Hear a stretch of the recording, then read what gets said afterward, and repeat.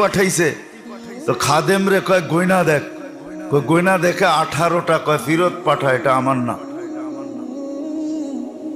তো খাদেম বলে 18টা রুটি দিছে, তারপরও আপনি নেন না। কয়টা আমার না, আমি নিমু কেন? তো ফিরত দিছে, কয় নিব না, ওটা নাকি ওনার না।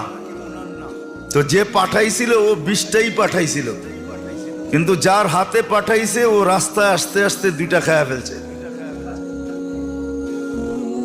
তো যখন ফিরত নিয়ে গেছে, জিজ্ঞেস করছে ফিরত আনলি কেন?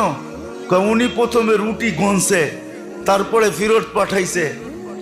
তো মালিকও গয়না দেখে কয় কিরে 20টা দিলাম, 2টা কই? আমি তো রাস্তায় খায়া ফেলছি। কয় এই জন্যই হয়তো রাখে না, আবার 2টা পুরা করে পাঠাইছে। কয় এইবার গয়না দেখ, কয় 20টা। কয় তাইলে রাখ, এটাই আমার। কয় কেন বললেন? কয় আমি সকালে 2 রুটি